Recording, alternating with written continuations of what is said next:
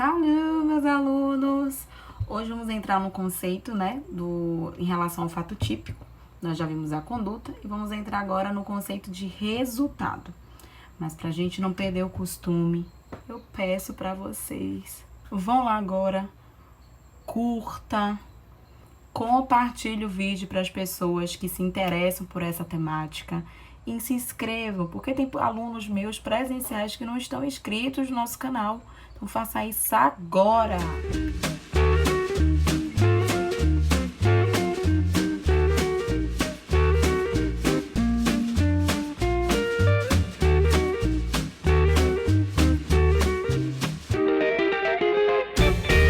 Nós já vimos, o que é crime em relação à parte geral, conceito analítico de crime.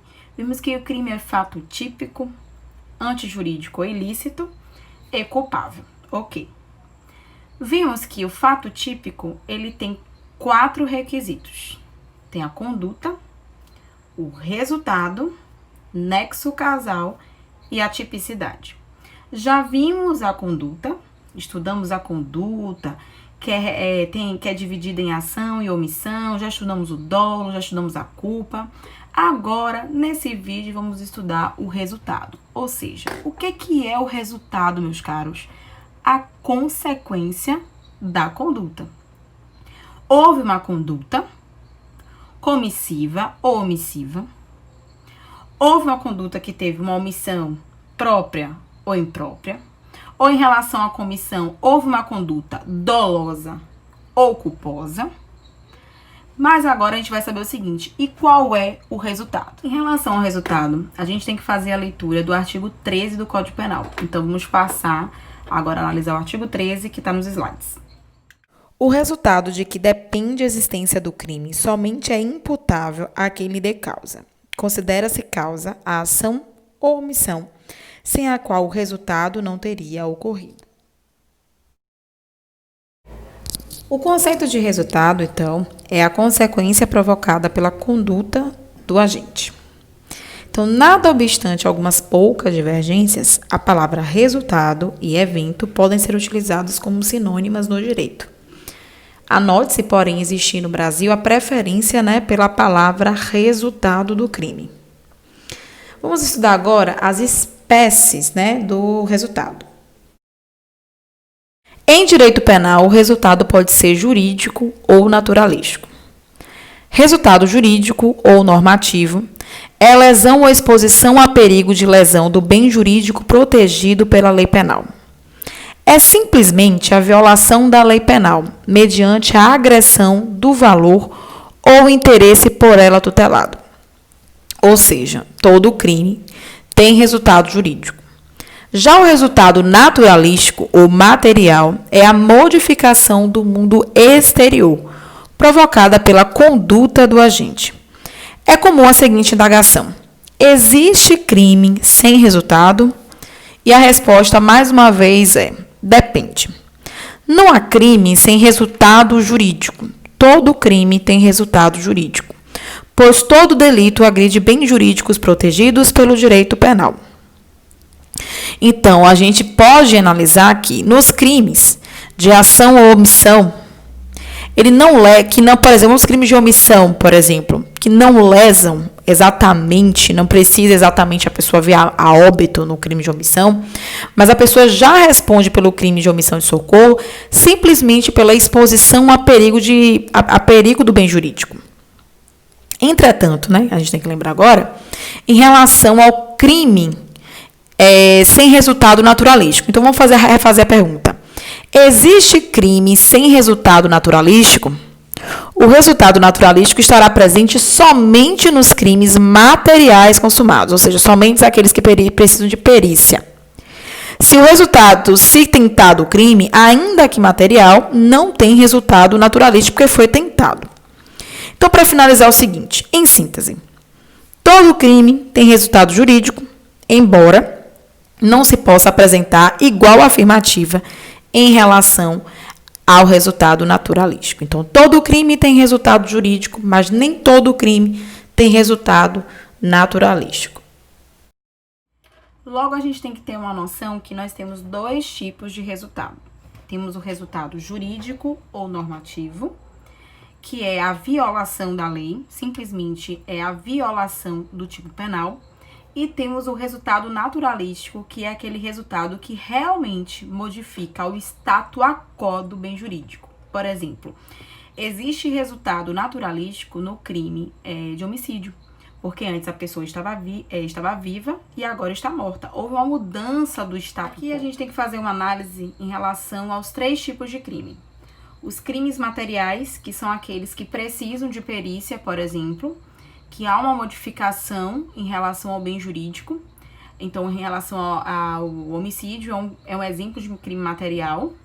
Vamos fazer a análise do crime formal e os crimes de mera conduta. Agora vamos passar para os slides para analisar cada um desses crimes. Os crimes materiais são aqueles em que o tipo penal aloja em seu interior uma conduta e um resultado naturalístico, sendo a ocorrência desse último necessária para a consumação. É o caso, meus caros, do homicídio, do artigo 121. A conduta é matar alguém. E o resultado naturalístico ocorre quando o falecimento, quando acontece o falecimento da vítima, operando-se com ele a consumação do crime. Crimes formais ou de consumação antecipada ou de resultado cortado, dependendo da doutrina, são aqueles nos quais o tipo penal contém em seu bojo uma conduta e um resultado naturalístico. Mas este último, ou seja, o resultado naturalístico, ele é desnecessário para a sua consumação. Em síntese, malgrado possa se produzir o resultado naturalístico, o crime estará consumado com a mera prática da consumação. Por exemplo, o que a gente pode analisar é o caso do crime de ameaça. No artigo 147, a vítima pode até sentir-se amedrontada com a promessa de mal injusto e grave, mas isso não é necessário para a consumação do crime de ameaça, pois ele já se consumou. O caso também do artigo 159, extorsão mediante sequestro.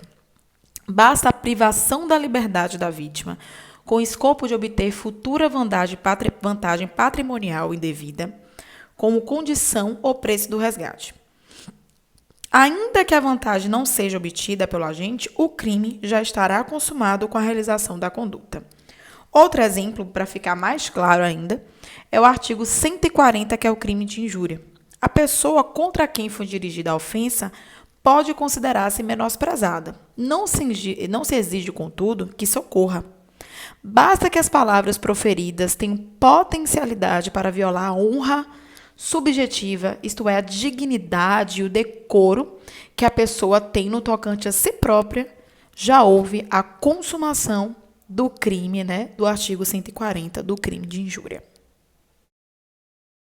Os crimes de mera conduta, ou de simples atividade, eles são aqueles em que o tipo penal se limita a descrever uma conduta. Ou seja, ela não contém um resultado naturalístico, razão pela qual ele jamais poderá ser verificado.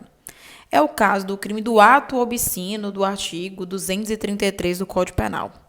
Então, na definição de Manuel Pedro Pimentel, o crime de mera conduta é aquele que a ação ou omissão bastam para constituir o elemento material objetivo da figura típica penal. Vale salientar que os crimes de mera conduta se assemelham muito aos crimes formais, sendo inclusive equivocadamente referidos como sinônimos muitas vezes.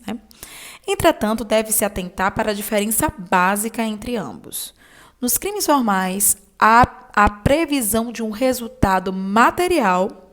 No entanto, esse resultado naturalístico ele não é obrigatório. Ele é dispensável. Já que é o caso dos exemplos que a gente viu, no artigo 147, o artigo 158, e o artigo 158, que é em relação ao sequestro. Então, já os crimes de mera conduta, não há de jeito nenhum resultado naturalístico, mas tão somente a conduta.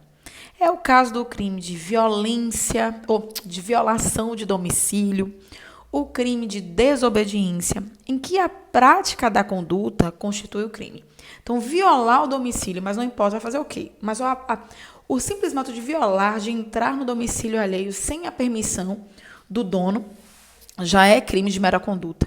O simples ato de desobedecer à autoridade pública já é crime de mera conduta. Então, conforme, afirma Damásio de Jesus, os crimes formais distinguem-se de mera conduta por quê? Os crimes de mera conduta são sem resultado, não existe um resultado. Já os crimes formais possuem o resultado naturalístico, mas o legislador antecipa a consumação da sua produção. Assim, após o entendimento e a compreensão dos slides, percebemos que o resultado naturalístico normalmente acontece nos crimes materiais. E o resultado jurídico e normativo acontece em todas as modalidades, porque é a violação, ao dispositivo legal.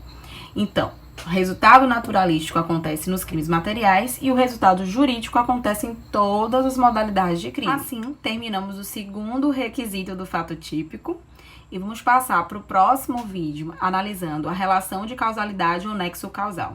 Obrigada a todos e até o próximo vídeo.